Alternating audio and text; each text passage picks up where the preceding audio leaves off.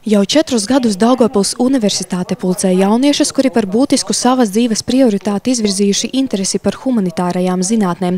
Jaunas un mūsdienīgi pasniegtas zināšanas par dzimto valodu un svešvalodām, literatūru, starpkultūru attiecībām, vēsturi un reģionālistiku ar katru gadu piesaist arvien vairāk interesantu humanitārās fakultātes organizētajai interešu izglītības skolai Humanitārā akadēmija jauniešiem, kuru finansiāli atbalsta Amerikas Latviešu apvienības kultūras fonds.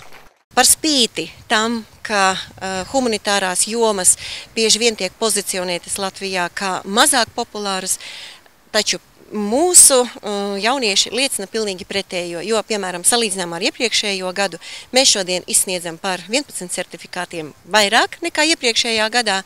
Mēs ceram, ka šie jaunieši, kas apmeklē akadēmiju jauniešiem, ir noskaidrojuši, vai viņi vēlas savu nākotni saistīt ar valodu, studijām vai mācīties un apgūt vēsturi, kultūras vēsturi. Varbūt kāds no viņiem paliks arī mācīties Daugavpils universitātē, jo certifikāti, ko viņi šodien saņēma, dot viņiem 10 papildus punktus stājoties Daugavpils universitātē. Starp uzņēmīgajiem jauniešiem, kuri vienu reizi mēnesī devās paplašināt savu redzesloku kompetentu humanitārās fakultātes docētāju un vieslektoru vadībā, bija arī Ilona. Viņa akadēmiju apmeklēja 3 gadus un pārliecinājās, ka tieši Daugavpils universitātes humanitārā fakultāte ir tā vieta, kur viņai tiks piedāvāta Eiropas līmeņa izglītība un īpaša attieksme pret studentu.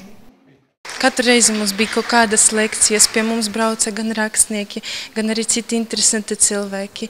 Un es varu vienkārši pateikt to, ka tas man ir devis milzumu daudz jaunu iespaidu, jaunu paziņu, gan arī jaunu zināšanu, jo tik daudz ko varēja iemācīties un tik daudz ko varēja redzēt un dzirdēt, ka es domāju, ka tas ir man ļoti palīdzējis izvēlēties savu nākamo, var teikt, ka izglītību.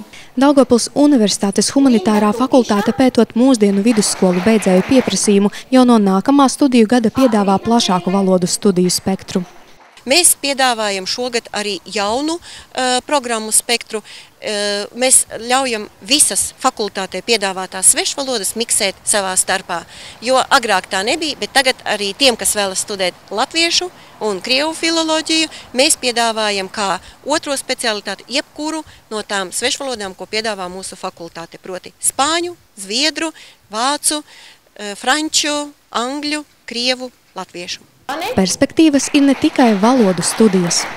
Pie mums joprojām darbojas akadēmiskās studiju programmas, kur ir piedāvātas programmā vēsturē un kultūras vēsturē, kā arī pēdējā laikā ir ļoti pieprasīta jauna studiju programma Austrumeiropas kultūras un biznesa sakari, kura dod lielisko iespēju studēt kultūru ekonomikas kontekstā.